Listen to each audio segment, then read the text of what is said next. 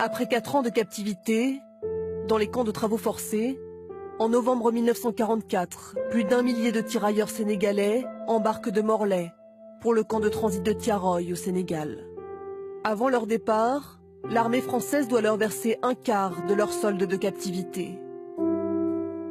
On leur promet le reste une fois sur place. Pendant leur voyage, les règles de paiement changent. Les tirailleurs se sentent floués et refusent de quitter le camp. La tension monte à Thiaroye. On a débarqué à un port, Morlaix.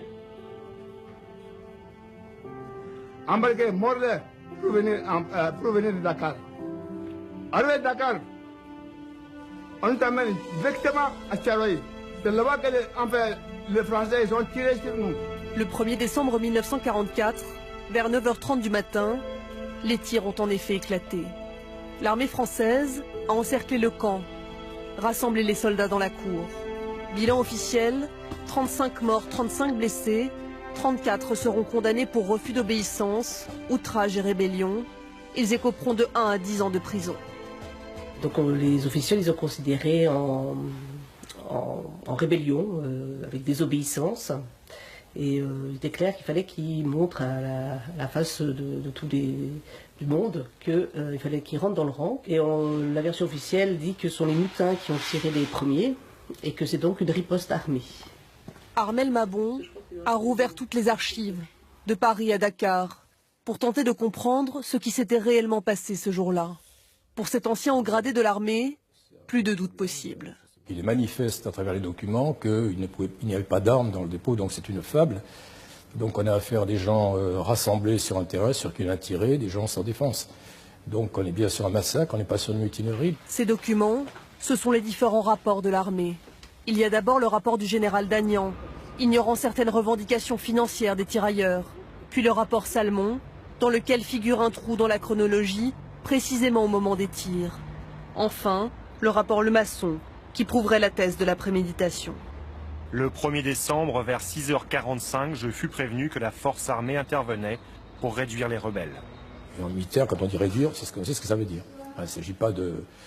Il s'agit de réduire, donc de mettre hors du système. Donc, dès ce moment-là, pour moi, il y a préméditation. Si à 6h45, un officier dit qu'il devait donc laisser la place aux automitrailleuses, c'est que c'est pas parce qu'il y a eu des tirs de mutin à 9h ou à 8h45, c'est pas parce qu'ils ont senti une pression, ça a été donc décidé avant. Aucun survivant connu aujourd'hui du massacre de Thiaroye. Yves Abibou est le fils d'Antoine Abibou, tirailleur sénégalais, condamné à 10 ans de prison en tant que meneur de la mutinerie. Les lettres de sa famille et de sa marraine de guerre n'ont pas suffi à lui épargner la détention. Je viens par cette lettre solliciter votre bienveillante attention. Je ne suis qu'une modeste ouvrière et je ne sais si je vais pouvoir me faire comprendre. J'ai connu à Rennes un Sénégalais du nom d'Antoine Abibou. Le 1er décembre 1944, il a été arrêté à Dakar et jeté en prison à Thiès, où il est toujours. Aussi, monsieur le gouverneur, je viens vous demander humblement, en récompense de son courage et de son dévouement à la France qu'il aime tant, ne serait-il pas de votre pouvoir de lui accorder son recours en grâce? S'il vous faut des signatures, je peux vous en envoyer autant que vous en voudrez pour témoigner en sa faveur. J'ai été mis en présence de documents du procès. On le traîne vraiment dans la boue. Alors que les éléments qu'on connaît aujourd'hui montrent que tout ce qu'il disait était vrai, quoi. Donc moi, plus je creuse, plus c'est pire, en fait. Hein. Donc maintenant, bon, oui, j'ai besoin qu'on aille jusqu'au bout, que l'État français, comme il l'a fait par ailleurs, reconnaisse que là, il y a eu quelque chose qui est un crime d'État, tout simplement. Voilà, que sa dignité soit réhabilitée, que les choses soient réparées. Un début de réparation à Dakar, le 12 octobre 2012, lorsque François Hollande parle enfin de Thiaroye. La part d'ombre de notre histoire, c'est aussi la répression sanglante qui, en 1944, au camp de Thiaroye, provoqua la mort de 35 soldats africains qui s'étaient pourtant battus pour la France. 70 ans après, le bilan des morts reste douteux et certains contestent l'existence même d'un massacre.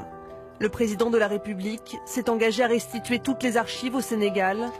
Le ministère de la Justice examine l'opportunité d'un procès en révision.